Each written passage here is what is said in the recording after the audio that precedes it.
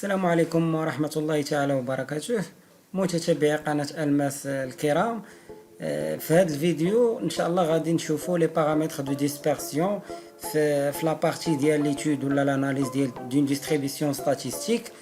هاد لي بارامتر دو ديسبرسيون هما اللي كي اناليزيو لا ديستريبيسيون.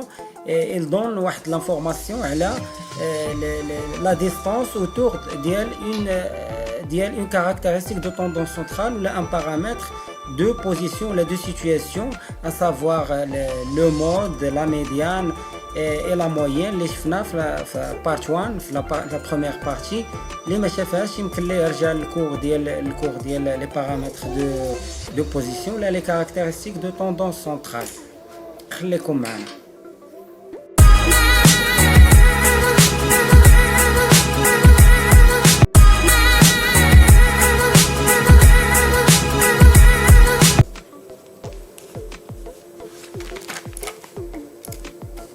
Bonjour. Bonjour tout le monde. J'espère que vous allez bien. Donc, on s'est arrêté. Bonjour monsieur, ça va? Ça va, alhamdoulilah. Donc, je vais voir les présents. Ça a 17 personnes. Donc, je vais commencer en attendant que les autres nous rejoignent. Donc aujourd'hui on s'est arrêté aux exercices de la première partie du troisième chapitre. Mais aujourd'hui on va commencer la deuxième partie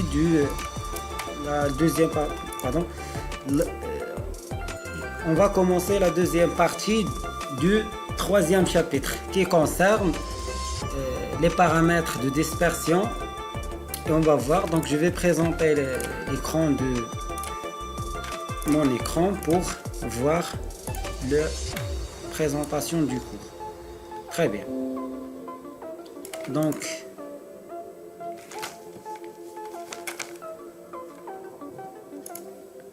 Donc pour les paramètres de dispersion, ce qu'il faut savoir, c'est que dans la première partie, on a vu les caractéristiques de tendance centrale ou les paramètres de situation ou de position. Donc ces paramètres, ces derniers paramètres de position, les caractéristiques de tendance centrale, elles ne sont pas toujours suffisantes pour caractériser une série statistique. Car deux séries statistiques peuvent avoir le même mode, la même médiane et la même moyenne arithmétique ou la même moyenne, donc soit harmonique ou les autres moyennes, mais cependant, ils peuvent être distribués différemment, comme le montre donc dans la suite du chapitre ou de cette partie du chapitre. C'est pour ça on doit savoir ces paramètres de dispersion. On doit savoir comment une série statistique, comment elle se disperse autour d'une caractéristique de tendance centrale, c'est-à-dire autour de la moyenne ou autour de la médiane ou autour du mode. C'est pour ça on doit donc on doit savoir donc ces paramètres de dispersion, à savoir l'étendue, l'écart interquartile où on va voir les quintiles ou les quartiles, les déciles ou bien les centiles. On va voir la variance, l'écart type, l'écart absolu moyen et le coefficient de variation. Et on va voir dans chaque partie donc c'est quoi l'intérêt de l'étudier et comment on va la calculer. Donc tout d'abord, on doit savoir c'est quoi l'étendue d'une série statistique. L'étendue c'est très simple, c'est-à-dire l'intervalle qui contient toutes les valeurs observées de la variable étudiée. Autrement dit, c'est la différence entre, donc pour calculer l'étendue, on la note E, c'est la différence entre la valeur maximale observée et celle minimale. Qu'est-ce que ça veut dire ça? Par exemple, si on a donc une série statistique qui se distribue à partir par exemple de nombre d'enfants, à partir de 0 enfants à 5 enfants, Donc l'étendue de cette série statistique, c'est-à-dire 5 moins 0, c'est 5. Donc la valeur la plus grande, la valeur observée maximale et celle minimale. Donc on va voir donc en expression E égale l'étendue égale x max moins x min. X c'est-à-dire la valeur observée. Donc comme le montre l'exemple suivant. La série suivante, 8, 12, 15, 20, 25, 30, 40, 60, ça c'est une série statistique simple. Donc son étendue c'est 60, c'est la valeur supérieure ou la valeur maximale moins la valeur minimale qui est égale à 8, donc 52. Donc il est à noter que l'étendue, elle contient, donc bien sûr c'est le domaine de variation qui contient 100% des valeurs. C'est-à-dire 52, elle contient toutes les valeurs observées. C'est-à-dire les valeurs observées, elles sont entre 8 et 60. Ça c'est l'étendue. Donc pour savoir donc l'un des intérêts de l'étendue, elle sert pour déterminer les classes. Si on n'a pas de classes, donc pour calculer les classes ou pour déterminer ou classer ou ordonner les valeurs ou les modalités ou les classes d'une variable statistique, donc on calcule l'étendue et on divise soit sur 10, soit sur 20. Par exemple, ici 52, si on divise par exemple sur 8, on aura peut-être donc 7 ou 6 classes. Très bien. Donc l'étendue, c'est très simple. Donc le deuxième paramètre, c'est l'intervalle interquartile. Mais pour calculer l'intervalle interquartile, on doit savoir c'est quoi un quintile. Où on va avoir les quartiles. Parce que c'est les paramètres les plus intéressants par rapport au centile ou par rapport au décile. Donc les quartiles sont les valeurs de la variable statistique qui partagent la population étudiée en 4 parties égales. Et sont au nombre de 3, c'est-à-dire on va distribuer la population en 4 parties égales. Donc de 0 à Q1, de Q1 à Q2, de Q2 à Q3 et Q3 à la valeur maximale de la population. Donc Q1 c'est le premier quartile,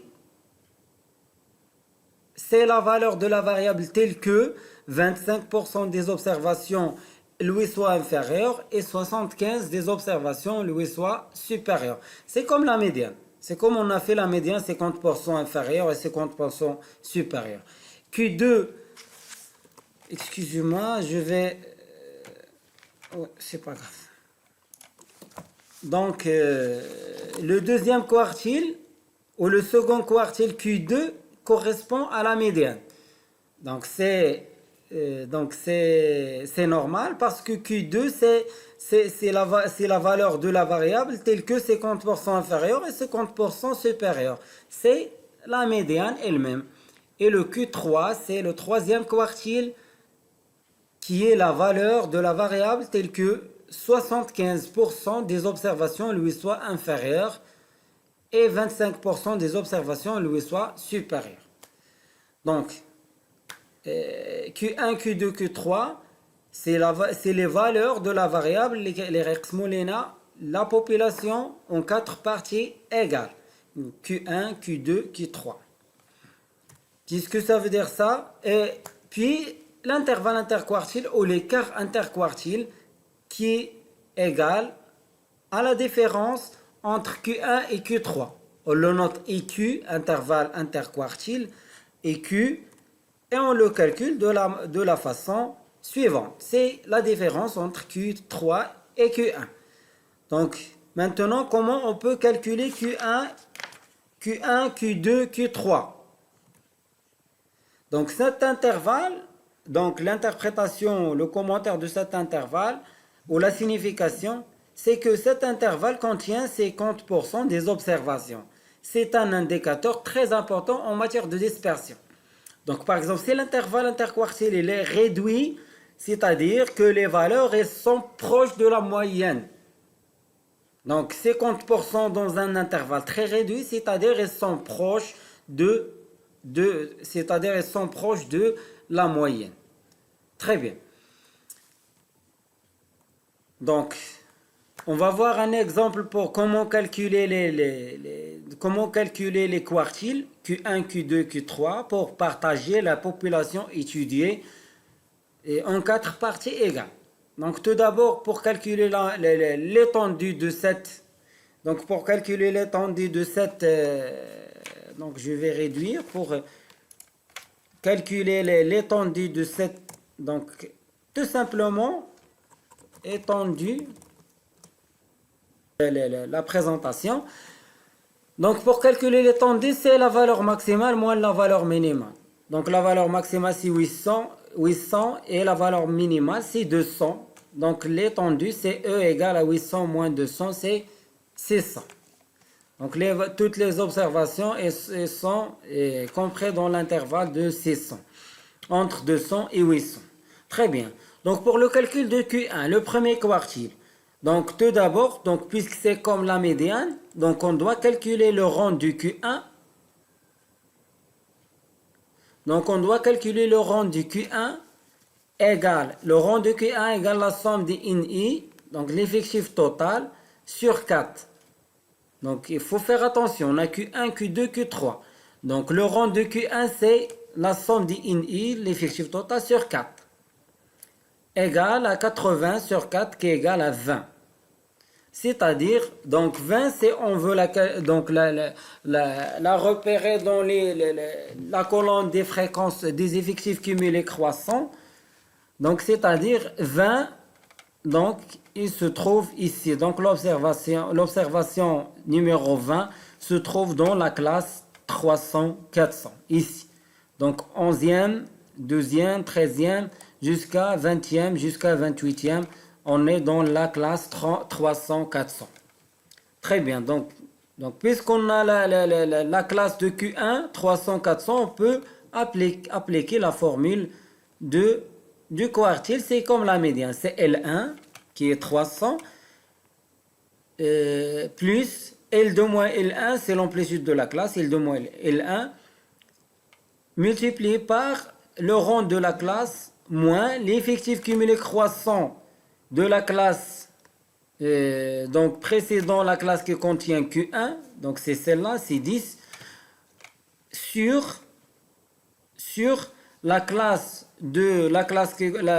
l'effectif cumulé croissant de la classe qui contient Q1, c'est 28 moins 10. Donc c'est 300 plus 400 moins 300 fois 20 moins 10 sur 28 moins 10, qui est égal à 355,56, soit donc 355 500, parce que ici, si vous voyez, les classes, elles sont les tranches d'investissement aux 1000 dirhams. Donc c'est 355 560 dirhams. La signification de Q1, c'est-à-dire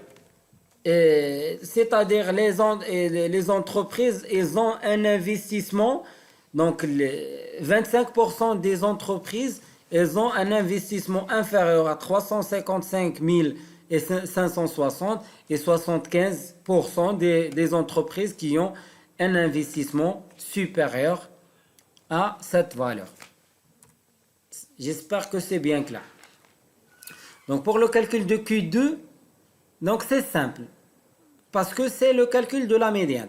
Donc pour le calcul de Q2, on a donc, excusez-moi, parce que ici, donc c'est le rang de la médiane. Donc le rang de la médiane, c'est 80 sur 2.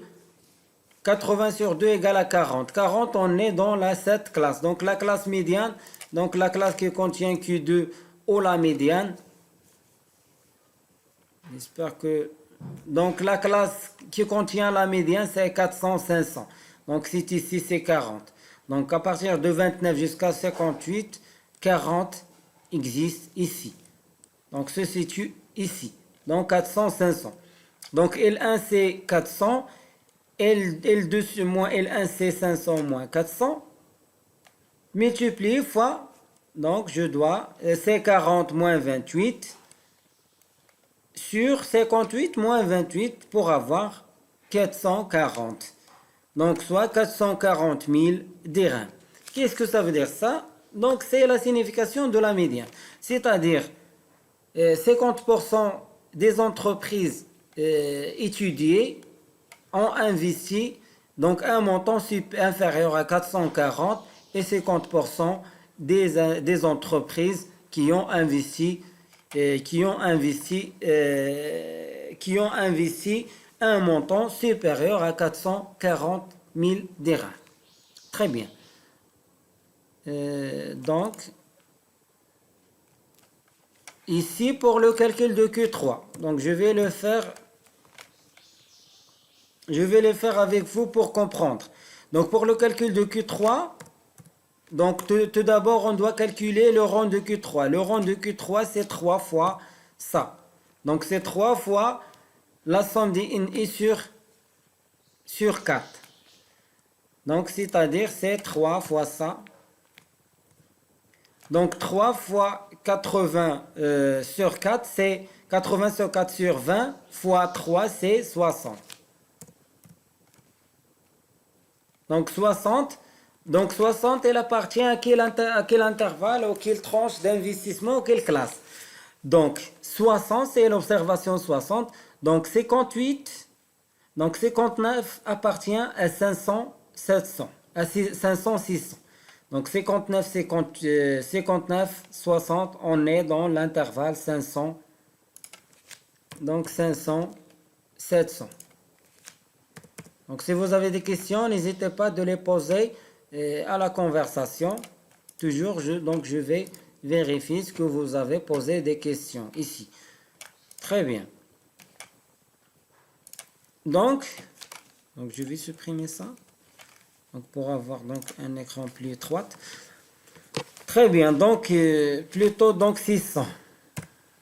Donc je répète, donc le rang de Q3 c'est 3 fois l'effectif total sur 4. 3 fois l'effectif total sur 4 c'est 80 sur 4, c'est 20 fois 3 c'est 60.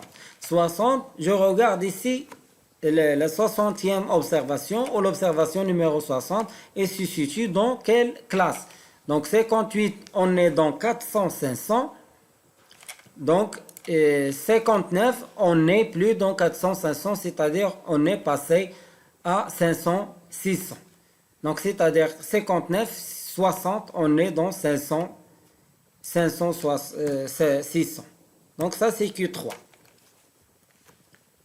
Donc Q3, donc je vais faire le calcul avec vous. Q3 égale à L1 plus L2 moins L1 sur, donc ici je dois tout simplement multiplier fois 3.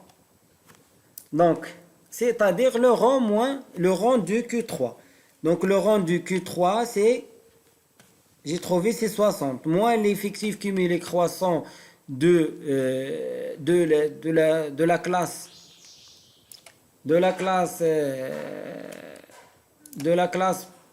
donc qui précède la classe qui contient Q3, et puis l'effectif cumulé croissant de la classe qui contient Q3, c'est 500 et 500, 600. C'est-à-dire ici j'aurai 58, ici j'aurai 70, ici j'ai trouvé déjà 60. Donc ici L1 c'est 500. Donc si vous avez des questions, s'il vous plaît, n'hésitez pas de m'arrêter. Donc ici j'aurai 600 moins 500. Donc c'est comme la détermination de la médiane. Donc toujours c'est la même formule, juste le rang qui change. Donc juste le rang qui change. Ici donc l'effectif cumulé croissant de la classe qui contient le quartile et l'effectif cumulé croissant de la classe précédant la classe qui contient le quartile. Donc 500. Ici j'aurai donc c'est le rang de la classe, c'est 60. Le rang du quartile, moins, donc ici c'est 58, et ici j'aurai c'est 70, moins, toujours 658. Très bien. Pour avoir, donc, Q3 égale, donc je dois vérifier et je dois donc rectifier, c'est 500. Donc, si vous calculez, vous trouvez donc ce que j'écris maintenant.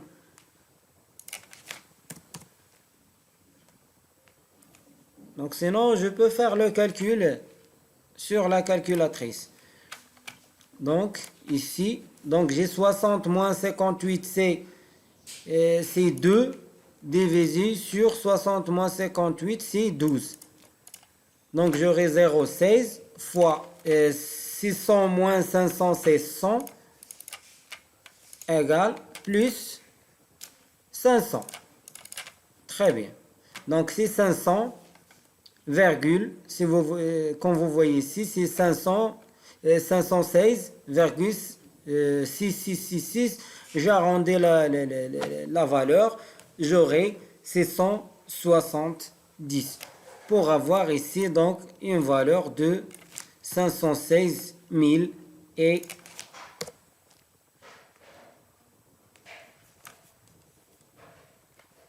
660 dirhams. Donc la signification de ça, c'est que 75% des entreprises qui ont investi un montant inférieur à 516 000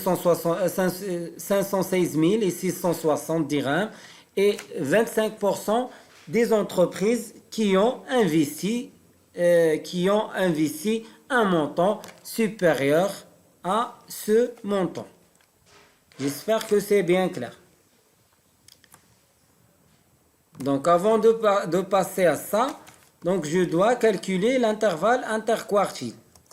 Donc excusez-moi. Donc l'intervalle interquartile, donc j'ai dit bien, c'est 7. Très bien, donc je vais le prendre ici.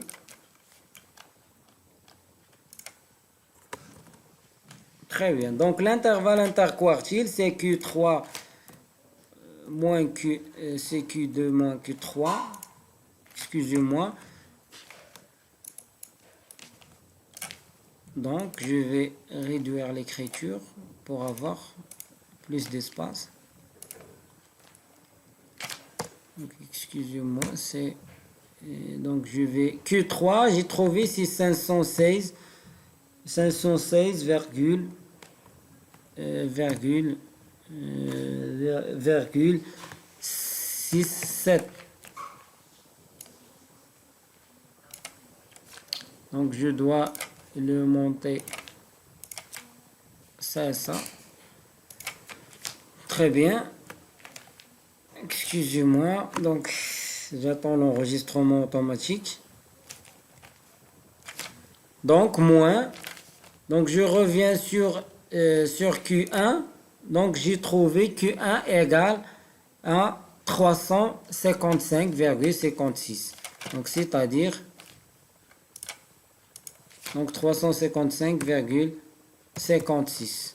Très bien pour avoir donc un intervalle interquartile égal à 161. Donc je peux faire utiliser la calculatrice 355,56 pour avoir donc c'est 161,11.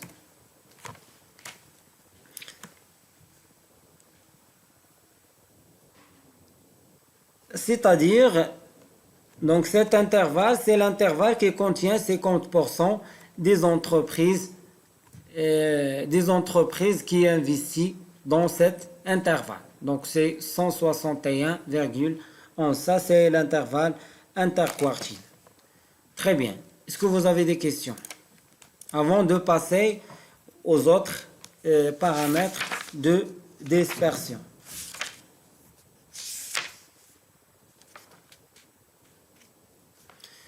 Donc il faut faire attention parce qu'il y a autre quintiles. Donc j'ai dit bien les déciles et l'intervalle interdécile et les centiles. Donc la seule différence, qu'est-ce que ça veut dire un décile? Un décile c'est la valeur ou les déciles, donc ils sont au nombre de 9, donc 10 déciles selon le nombre. Ils sont, donc c'est comme, donc il n'y a pas de questions, vous n'êtes pas intéressés. Donc c'est comme les quartiles. Donc ici les quartiles, ils sont au nombre de 3. Donc les déciles, ils sont au nombre de 9. Donc on a 9 donc déciles, donc qui partagent plutôt, donc c'est les déciles, ce sont les valeurs de la variable qui partagent la population étudiée en 10 parties égales. Donc D1, D2, D3 jusqu'à D9. Donc pour le calcul, tout simplement, donc c'est comme les quartiles. Donc D1, c'est on divise l'effectif total sur 10. On trouve le rang, on cherche la classe qui contient D1 et on applique la formule suivante. Donc on peut même le calculer ici. Donc c'est simple. Pour l'écart ou l'intervalle interdécile, c'est l'intervalle, c'est la différence entre D9 et D1. Très bien. Donc si vous n'avez pas de questions, donc je peux donc passer aux paramètres suivants. Au paramètre suivant qui est la variance. Donc la variance, elle est notée Vx ou sigma carré ou sigma x carré. Donc vous pouvez trouver dans plusieurs bouquins, donc soit Vx, soit Vx en indice, soit Vx entre parenthèses, soit sigma carré, soit sigma x au carré, selon la variable étudiée. Donc c'est quoi la variance? C'est un paramètre qui mesure la dispersion des valeurs observées autour de la moyenne arithmétique. Donc c'est-à-dire on va voir c'est quoi la dispersion autour de la moyenne. Donc c'est-à-dire comment elles sont dispersées les valeurs autour de la moyenne. Qu'est-ce que ça veut dire la dispersion? C'est-à-dire est-ce qu'il est proche de la moyenne ou est-ce qu'ils sont éloigné de la moyenne arithmétique. Donc, la variance est définie par la moyenne. Il faut faire attention. La moyenne, quand on dit la moyenne, c'est-à-dire on divise sur l'effectif total. Des carrés, des écarts, des observations calculées par rapport à la moyenne. Donc, les carrés, c'est-à-dire on va faire la somme de tous les carrés des écarts. Les écarts, c'est-à-dire on doit toujours donc faire la différence entre la moyenne pour voir la dispersion, la moyenne et une observation. Par exemple, si on fait une étude sur l'âge, donc si on trouve la moyenne égale à par exemple 19. Donc, par exemple, pour les étudiants de l'ESMA, donc si on trouve la moyenne égale à 19 ou 20, donc toujours on va faire les écarts. Donc, par exemple, si on prend par exemple Soufiane, par exemple, elle a 18 ans, donc on fait 18 moins la moyenne qui est égale à 20. Donc, c'est 2. Donc on enlève au carré, c'est-à-dire au carré, on va faire donc pour tous les étudiants. Et on fait la moyenne, on divise sur le n. Donc pour avoir donc la formule. Donc la formule, donc Vx au sigma carré égale à 1 sur n, c'est une moyenne, dni fois xi moins x bar au carré. Donc ça c'est l'expression. Ou bien on utilise la formule de Koning. La formule de Koning, il est très simple, très pratique dans le calcul parce qu'ici, si on veut calculer ici donc ces écarts, toujours on va avoir des écarts qui sont négatifs, on va les relever au carré. Donc c'est un peu fatigant cette méthode. C'est pour ça qu'on utilise la formule de Koning. Donc il est déduite à partir de la formule précédente.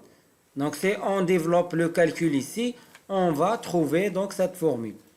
Donc pour calculer la variance, tout simplement, on doit calculer les xi au carré, on les multiplie fois les ni et on va faire la somme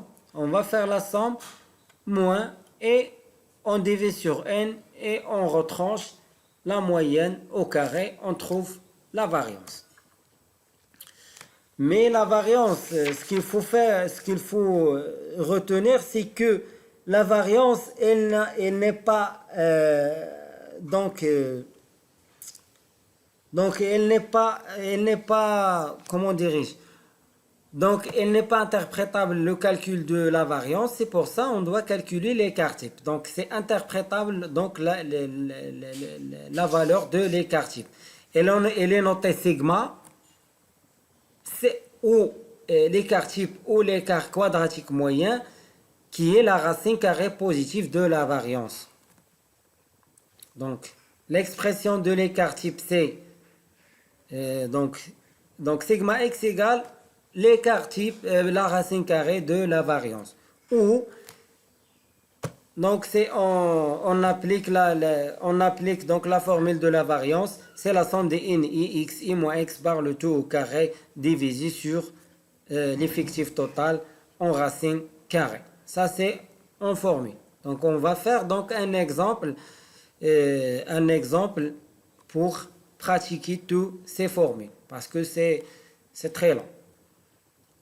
Donc on peut avoir aussi l'écart absolu moyen. Donc l'écart absolu moyen, c'est un autre paramètre de dispersion. Il peut être calculé soit par rapport à la médiane, soit par rapport à la moyenne. Donc par rapport à la médiane, on le note E, écart, c'est-à-dire écart par rapport à la médiane. Donc, et là pour formule 1 sur n, la somme des ni, donc elle est nommée donc écart absolu moyen parce que on effectue les écarts par rapport à la médiane ou par rapport à la moyenne en valeur absolue. Donc on fait la valeur absolue de xi moins la médiane. Donc par rapport à la moyenne arithmétique, bien sûr, elle est notée ex bar. Donc c'est par rapport à la moyenne arithmétique. Et là pour formule 1 sur n, la somme des ni fois la valeur absolue de xi moins x bar. Et finalement, on doit donc savoir le coefficient de variation. Et le coefficient de variation noté C.V, coefficient de variation. Le coefficient de variation est défini comme le rapport de l'écart type à la moyenne. Donc, c'est-à-dire, on doit diviser l'écart type par la moyenne. Donc, c'est quoi l'utilité de ce paramètre? Elle sert à comparer la dispersion de deux séries statistiques dont les valeurs sont de grandeur différente.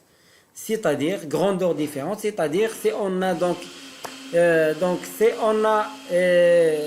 deux séries statistiques, l'une porte sur l'âge et l'autre porte par exemple sur la taille. Donc on peut calculer ou faire une comparaison. On peut avoir par exemple donc on peut avoir donc les mêmes autres paramètres de dispersion. On doit les comparer ces deux séries statistiques en utilisant le coefficient de variation qui est égal à l'écart type de la série statistique divisé sur la moyenne arithmétique. Donc c'est un nombre sans dimension, comme vous voyez, parce que l'écart type il a le même ordre ou la même grandeur que la moyenne. Donc ce nombre là, il est sans dimension et on l'exprime en pourcent. Très bien. Donc je vais faire un exemple. Donc l'exemple que je vais prendre, donc c'est l'exemple suivant. Donc excusez-moi. Donc l'exemple suivant, donc j'ai le salaire mensuel en 100 dirhams, c'est pas en dirhams, c'est en 100 dirhams. Donc je vais pratiquer donc sur cet exemple tous ces paramètres qu'on vient de découvrir. Donc ici on a le salaire mensuel, ici les effectifs INI, on doit calculer les XI ou les centres de classe. Donc je dois la rendre ici. Excusez-moi parce que je dois remonter ici le curseur pour calculer la variance. Donc tout d'abord, je dois calculer le centre de la classe. Donc le centre de la classe, c'est 8 plus 10 sur 2, c'est 9. Excusez-moi. Donc ici, j'aurai 9. 12 plus 10, c'est 22 sur 2, c'est 11. Et ainsi de suite. 12 plus 14, c'est 26 sur 2, c'est 13. Et 14 plus 16, c'est 30 sur 2, c'est 15. Et 16 plus 18, c'est 34 sur 2, c'est 17. Donc on n'aura pas besoin de la somme, le total des centres de classe, parce que ce n'est pas utile dans le calcul. Ce n'est pas utilisable. Donc tout d'abord, on doit calculer la moyenne. Donc pour calculer la moyenne, on multiplie les NI fois les XI ou les NI fois les centres de classe. Donc il faut faire attention, je vais utiliser la calculatrice. Excusez-moi. Donc je vais utiliser la calculatrice. Donc 22 fois 9, c'est 198. Donc essayez de faire l'exercice avec moi. Vous n'avez pas encore des questions? Très bien. Tout est clair? Est-ce que tout est clair? Très bien. Donc je mets 28 fois 11, j'aurai 308. Et ici, j'aurai 30. Ici, 30 fois 13. Donc, c'est 390. Ici, j'aurai 6 fois 15. C'est 80, je crois. 90 plutôt. C'est 90. Et 5 fois 17. Pour avoir 85. Très bien. Je crois ici c'est 15. Ici, je m'excuse parce que ici j'ai 15. Oui, très bien, j'ai 15. Donc 15 fois 15, c'est 225. Donc 225. Très bien. Maintenant, quand j'ai... donc, je fais la somme. Excusez-moi si je peux... non, je peux pas.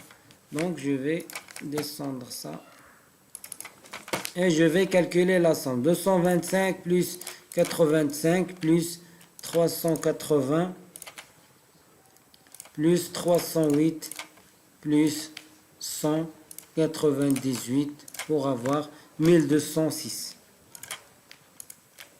Donc, la valeur ici, c'est 1206. Très bien.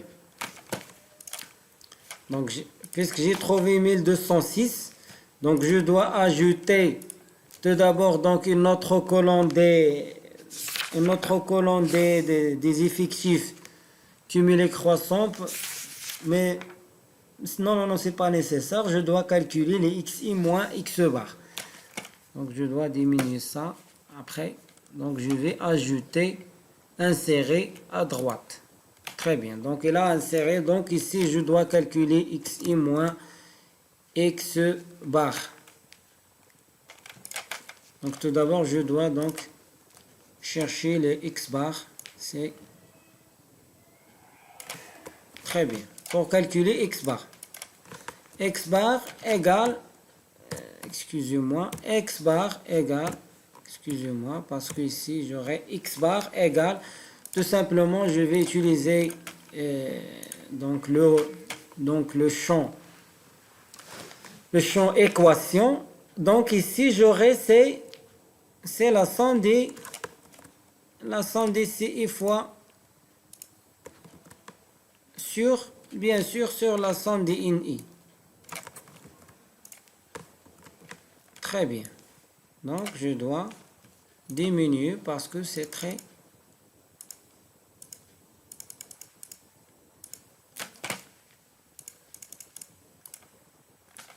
Très bien. Donc, je calcule, ça c'est égal. Toujours, j'utilise le champ équation. Donc, j'ai trouvé que ça égale à 100 de 1206. Très bien, divisé sur 100 pour avoir une moyenne de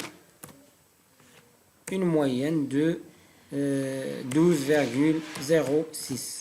Très bien. Donc, la moyenne, c'est 12,06. Donc, maintenant, je dois calculer les xi moins les x bar.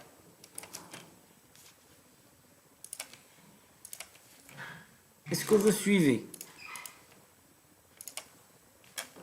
Très bien. Donc,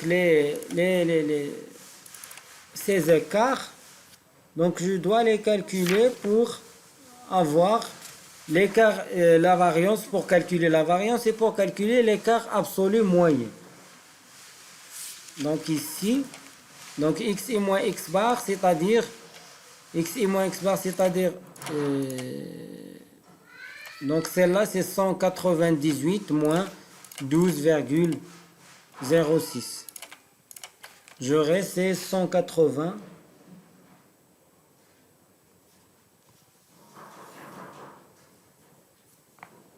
Non, c'est pas 180, c'est 22. Excusez-moi, c'est 22. Donc c'est celle-là, c'est xi, c'est 9. Ça c'est les xi ou les ci. Donc je vais rectifier, c'est les xi. Très bien, les xi moins x bar, c'est 9. 9 moins 12,06. Donc c'est 3,06. Très bien.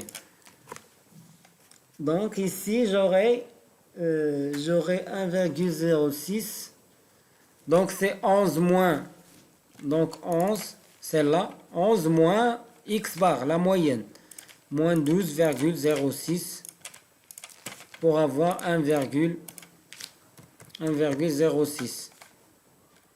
Ici j'aurai 13 moins 12,06.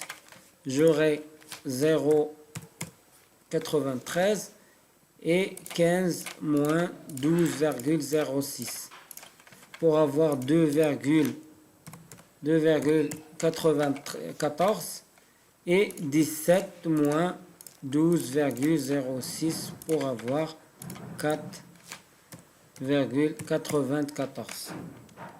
Très bien. Donc, ici, c'est pas nécessaire de calculer la somme parce qu'on doit diviser, on doit multiplier tout d'abord fois les NI. Très bien. Donc, on doit multiplier les NI. Donc, ici, je dois ajouter une autre colonne. Donc, j'ajoute ici insérer à droite. Donc, cette colonne, donc je vais faire les NI fois cette valeur.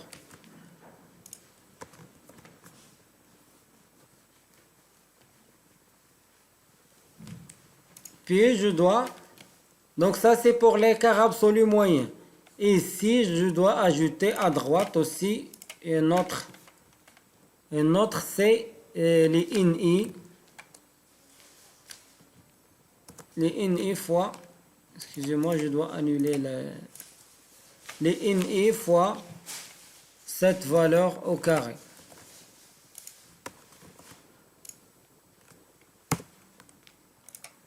Mais avant, je dois calculer les écarts absolus, les écarts au carré. Donc insérer à gauche. Donc je dois faire donc ces valeurs au carré. Donc c'est celle-là pour calculer la variance. Très bien.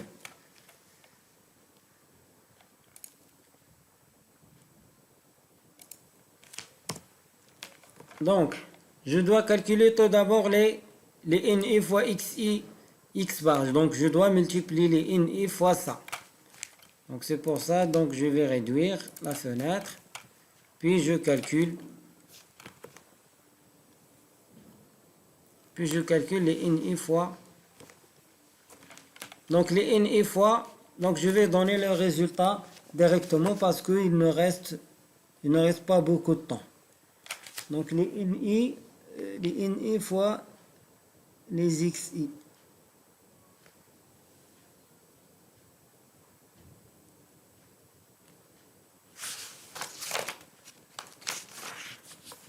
Donc les INI fois les XI, c'est-à-dire, donc ici j'aurai 67,32, ici j'aurai 29,68, ici j'aurai 28,2, 44,1 et 24,7 pour avoir un total égal à 194. Très bien.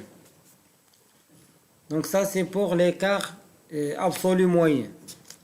Donc pour les xi au carré, donc ça c'est ça au carré, ça va donner 9,36.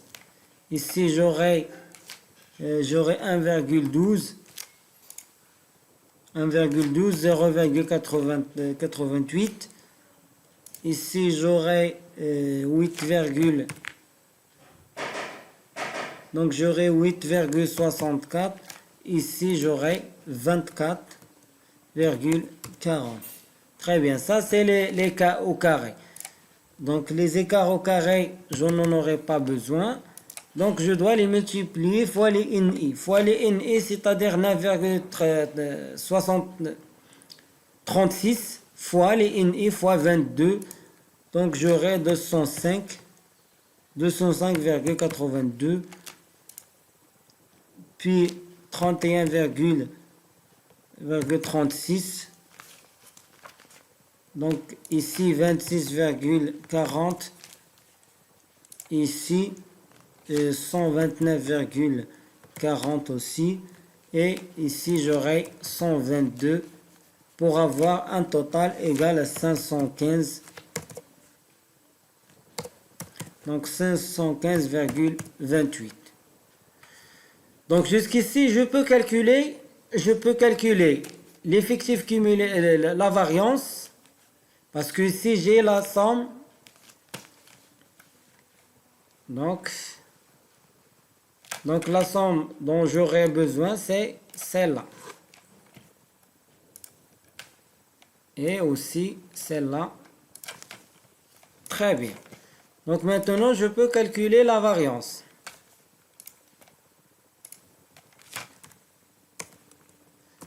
Donc la variance, donc je vais prendre tout simplement, donc je vais prendre la formule.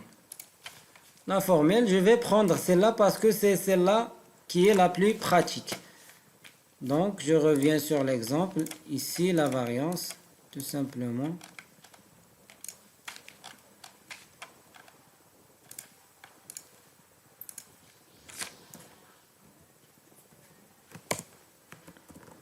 Pour avoir donc ici c'est la variance,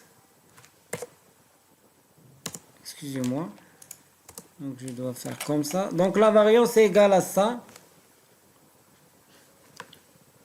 On a utilisé, donc on doit utiliser donc notre formule parce que j'écris que c'est, donc c'est celle-là, excusez-moi. Donc c'est la même chose.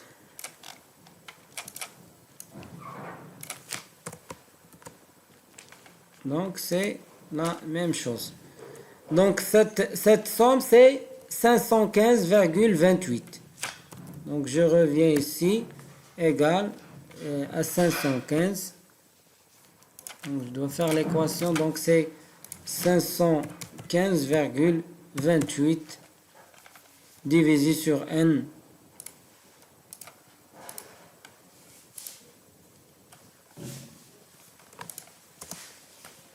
Donc divisé sur n, c'est 100. Donc pour avoir une variance qui est égale à 5,5. 5,15. Très bien. Donc c'est 5,15, 28. Très bien. Donc pour l'écart type, on va utiliser donc cette formule ou celle-là, puisqu'on a déjà calculé la variance.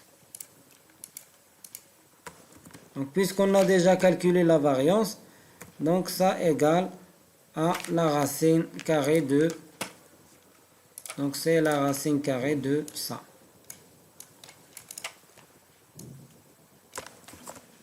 Donc c'est la racine carrée de ça pour avoir une valeur de la variance de l'écart type égale à 2,27.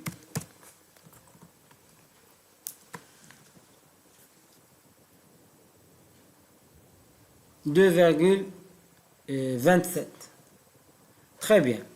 Donc maintenant on peut calculer l'écart type.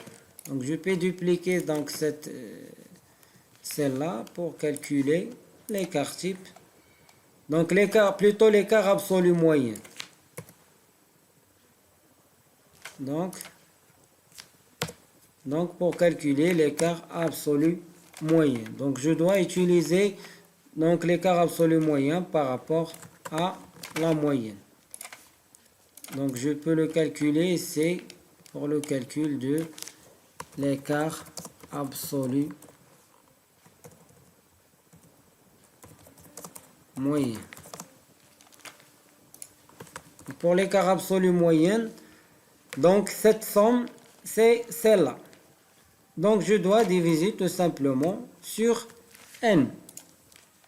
Donc celle-là, c'est, je divise sur n, c'est 194 sur n qui est égal à 100. J'aurai tout simplement 1,80, excusez-moi, donc 1,94 comme valeur absolue moyenne. Donc je peux calculer le CV. Donc le CV de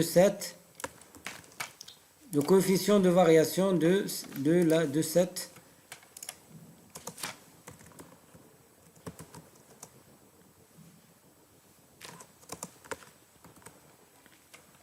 donc égale bien, donc je vais descendre ici pour avoir plus d'espace. Donc le coefficient de variation de cette série, c'est l'écart type. Donc je dois faire donc c'est l'écart type. Donc l'écart type que j'ai trouvé, c'est 2,27 divisé sur la moyenne qui est 2,06 pour avoir un résultat égal à 0,18 du 28. Donc soit 18,82% de coefficient de variation.